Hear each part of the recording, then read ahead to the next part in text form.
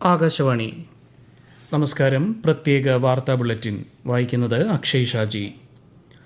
സ്വാശ്രയ ഇന്ത്യയാണ് വികസിത ഇന്ത്യയിലേക്കുള്ള പാതയെന്ന് പ്രധാനമന്ത്രി നരേന്ദ്രമോദി. അഹമ്മദാബാദിലെ സർദാർ ധാമിൽ പെൺകുട്ടികളുടെ ഹോസ്റ്റലിന്റെ ഉദ്ഘാടന ചടങ്ങിനെ വിർച്വലായി അഭിസംബോധന ചെയ്യുകയായിരുന്നു അദ്ദേഹം. 2 ദിവസത്തെ സന്ദർശനത്തിനായി പ്രധാനമന്ത്രി നാളെ ഗുജറാത്തിലെത്തും. 5400 കോടിയിലധികം രൂപയുടെ വികസന പദ്ധതികളുടെ ഉദ്ഘാടനം അദ്ദേഹം നിർവഹിക്കും. ചൊവ്വാഴ്ച ഹൻസൽപൂരിൽ നടക്കുന്ന പരിപാടിയിൽ 100 രാജ്യങ്ങളിലേക്കുള്ള ഇലക്ട്രിക് വാഹന കയറ്റുമതി ശ്രീ മോദി ഉദ്ഘാടനം ചെയ്യും. മനുഷ്യനെ ബഹിരാകാശത്ത് എത്തിക്കാനുള്ള ഇന്ത്യയുടെ ഗഗൻയാൻ ദൌത്യത്തിന്റെ ഭാഗമായി ISRO ഇന്ന് നിർണായക പാരച്യൂട്ട് പരീക്ഷണം നടത്തി. ബഹിരാകാശ യാത്രികരെ തിരികെ സുരക്ഷിതമായി ഭൂമിയിലെത്തിക്കുന്ന ഇന്റഗ്രേറ്റഡ് എയർ ഡ്രോപ്പ് പരീക്ഷണമാണ് വിജയകരമായി നടത്തിയത്. സപ്ലൈകോ ഓണം ഫെയർ സംസ്ഥാനതല ഉദ്ഘാടനം മുഖ്യമന്ത്രി പിണറായി വിജയൻ നിർവഹിക്കും. നാളെ വൈകിട്ട് 4-ന് തിരുവനന്തപുരം കിഴക്കേക്കോട്ടയിലെ AK നായനാർ പാർക്കിലാണ് പരിപാടി. സംസ്ഥാനത്ത് ഒരാൾക്ക് കൂടി അമീബിക് മസ്തിഷ്ക ജ്വരം സ്ഥിരീകരിച്ചു. വയനാട് സ്വദേശിയായ യുവാവിനാണ് പുതുതായി രോഗം സ്ഥിരീകരിച്ചത്. ഇതോടെ നിലവിൽ മെഡിക്കൽ കോളേജിൽ ചികിത്സയിലുള്ളവരുടെ എണ്ണം 8ആയി. 3 ദിവസത്തെ സന്ദർശനത്തിനായി ഇന്ത്യയിലെത്തിയ ഫിജി പ്രധാനമന്ത്രി സിറ്റിവേനി റബുക്ക കേന്ദ്രമന്ത്രി JP നഡ്ഡയുമായി കൂടിക്കാഴ്ച നടത്തി. രാഷ്ട്രപതി ദ്രൗപദി മുർമുവുമായും പ്രധാനമന്ത്രി നരേന്ദ്രമോദിയുമായും ഫിജി പ്രധാനമന്ത്രി നാളെ കൂടിക്കാഴ്ച നടത്തും.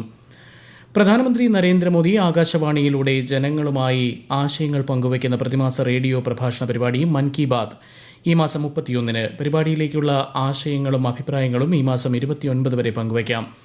1800-11-7800 എന്ന ടോൾ ഫ്രീ നമ്പറിലൂടെയും Narendra Modi mobile application my gov open forum എന്നിവയിലൂടെയും ആശയങ്ങൾ നൽകാം. ഉപരാഷ്ട്രപതി തെരഞ്ഞെടുപ്പിലെ നാമനിർദ്ദേശ പത്രിക പിൻവലിക്കാനുള്ള അവസാന തീയതി നാളെ. Maharashtra governor CP Radhakrishnan NDA സ്ഥാനാർത്ഥിയായും മുൻ സുപ്രീംകോടതി judge B Sudarshan Reddy INDA സ്ഥാനാർത്ഥിയായും മത്സരിക്കും. എയ്ഡഡ് സ്കൂളുകളിലെ ഭിന്നശേഷി നിയമന സംവരണം ഉറപ്പാക്കാനുള്ള നടപടികൾ വേഗത്തിലാക്കാൻ സംസ്ഥാനതല ജില്ലാതല സമിതികൾ രൂപീകരിച്ചതായി മന്ത്രി V ശിവൻകുട്ടി. നാളെ മുതൽ സമിതികളുടെ പ്രവർത്തനം ആരംഭിക്കും. 1 മാസത്തിനുള്ളിൽ നിയമന നടപടികൾ പൂർത്തിയാക്കാനാണ് ലക്ഷ്യമിടുന്നത്. കേരള കാർഷിക സർവകലാശാല കൃഷി വകുപ്പുമായി ചേർന്ന് നടപ്പിലാക്കി വരുന്ന ബ്ലോക്ക് തല കാർഷിക വിജ്ഞാന കേന്ദ്രങ്ങളിൽ ഈ മാസം 26-ന് കാർഷിക സാങ്കേതിക വിദ്യാദിനം ആചരിക്കും. സംസ്ഥാനതല ഉദ്ഘാടനം മന്ത്രി P പ്രസാദ് തിരുവനന്തപുരത്ത് നിർവഹിക്കും. വിജ്ഞാന കേരളം പദ്ധതിയുടെ ഭാഗമായി വിജ്ഞാന ആലപ്പുഴ സ്കില്ലിംഗ് ഇനീഷ്യേറ്റീവ് പരിപാടി മന്ത്രി സജി ചെറിയാൻ നാളെ ഉദ്ഘാടനം ചെയ്യും. വിവിധ കോളേജുകളിലെ പ്രതിനിധികൾ പങ്കെടുക്കുന്ന ഗ്രൂപ്പ് ചർച്ചകളും വിഷയാവതരണങ്ങളും സംഘടിപ്പിക്കും. കോട്ടയം ജില്ലയിൽ കുറിച്ചി ഗ്രാമപഞ്ചായത്തിലെ പൊടിപ്പാറ പമ്പ് ഹൌസ് റോഡ് നിർമ്മാണോദ്ഘാടനം നാളെ നടക്കും. പൊടിപ്പാറ ജംഗ്ഷനിൽ നടക്കുന്ന ചടങ്ങിൽ ജോബ് മൈക്കിൾ MLA ഉദ്ഘാടനം നിർവഹിക്കും.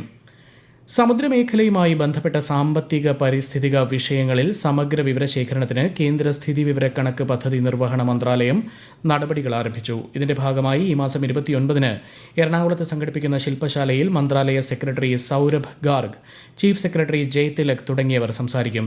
ഇന്ത്യൻ ക്രിക്കറ്റ് ടീമിന്റെ മുൻ ക്യാപ്റ്റൻ സൗരവ് ഗാംഗുലി ഇതാദ്യമായി പരിശീലകനാകുന്നു. ദക്ഷിണാഫ്രിക്കയിലെ 2020 ടൂർണമെന്റിലെ ടീമായ പ്രറ്റോറിയ ക്യാപിറ്റൽസിനെയാണ് ഗാംഗുലി പരിശീലിപ്പിക്കുക. US ഓപ്പൺ ടെന്നീസിന്റെ 145-ാം പതിപ്പിന് ന്യൂയോർക്കിൽ തുടക്കമായി. വനിതാ വിഭാഗത്തിൽ ലോക 1-ാം നമ്പർ താരം ഇഗ സ്വിയാറ്റക് ആദ്യ മത്സരത്തിന് ഇന്നിറങ്ങും. കസാഖിസ്ഥാനിൽ നടക്കുന്ന 16-ാമത് ഏഷ്യൻ ഷൂട്ടിംഗ് ചാമ്പ്യൻഷിപ്പിൽ ഇന്ത്യയുടെ ഐശ്വരി പ്രതാപ് സിംഗ് തോമറിന് സ്വർണം. 50 മീറ്റർ റൈഫിൾ വിഭാഗത്തിൽ 462.5 പോയിന്റ് കരസ്ഥമാക്കിയാണ് ഐശ്വരി സ്വർണം നേടിയത്. ഇന്ത്യൻ ക്രിക്കറ്റ് താരം ചേതേശ്വർ പുജാര വിരമിച്ചു. 103 ടെസ്റ്റും 5 ഏകദിനങ്ങളും ഇന്ത്യയ്ക്കായി കളിച്ച താരം 19 ടെസ്റ്റ് സെഞ്ചുറി നേടിയിട്ടുണ്ട്. കേരള ക്രിക്കറ്റ് ലീഗിൽ ഇന്നത്തെ മത്സരത്തിൽ ട്രിവാൻഡ്രം റോയൽസിനെതിരെ കാലിക്കറ്റ് ഗ്ലോബ് സ്റ്റാർസിന് വിജയം. കൊച്ചി ബ്ലൂ ടൈഗേഴ്സും കൊല്ലം സെയിലേഴ്സും തമ്മിലുള്ള 2ാം മത്സരം പുരോഗമിക്കുന്നു. പാലക്കാട് ജില്ലയിലെ കുത്തന്നൂർ ഗ്രാമപഞ്ചായത്ത്, കുടുംബശ്രീ എന്നിവയ്ക്കായി നിർമ്മിച്ച കെട്ടിടങ്ങളുടെ ഉദ്ഘാടനം നാളെ വൈകുന്നേരം മന്ത്രി MB രാജേഷ് നിർവഹിക്കും. 55 ലക്ഷം രൂപ ചെലവഴിച്ചാണ് കെട്ടിടങ്ങളുടെ നിർമ്മാണം പൂർത്തിയാക്കിയത്. നെഹ്റു ട്രോഫി വള്ളംകളിക്ക് മുന്നോടിയായി സ്കൂൾ കുട്ടികൾക്കായി സംഘടിപ്പിച്ച നിറച്ചാർത്ത് ചിത്രരചന മത്സരം ആലപ്പുഴ സെന്റ് ജോസഫ്സ് ഗേൾസ് സ്കൂളിൽ നടന്നു. PP ചിത്തരഞ്ജൻ MLA ഉദ്ഘാടനം നിർവഹിച്ചു. കോഴിക്കോട് സർക്കാർ മെഡിക്കൽ കോളേജിലെ സർജിക്കൽ സൂപ്പർ സ്പെഷ്യാലിറ്റി ബ്ലോക്കിന്റെ അടച്ചിട്ടിരുന്ന ഒരു ഭാഗം പ്രവർത്തനം പുനരാരംഭിച്ചു. MRI റൂമിൽ പുക ഉയർന്നതിനെ തുടർന്ന് കഴിഞ്ഞ മെയ് മുതലാണ് ബ്ലോക്കിന്റെ പ്രവർത്തനം താൽക്കാലികമായി നിർത്തിവച്ചിരുന്നത്. സമഗ്ര പരിശോധനയ്ക്ക് ശേഷമാണ് ബ്ലോക്ക് വീണ്ടും തുറന്നത്. സംസ്ഥാനത്ത് സപ്ലൈകോ വഴി നടപ്പാക്കുന്ന നെല്ല് സംഭരണ പദ്ധതിയുടെ നടപ്പുവർഷത്തെ 1ാം വിള സീസണിലെ ഓൺലൈൻ കർഷക രജിസ്ട്രേഷൻ നാളെ ആരംഭിക്കും. അടുത്ത വാർത്താ പ്രക്ഷേപണം നാളെ രാവിലെ 6:45.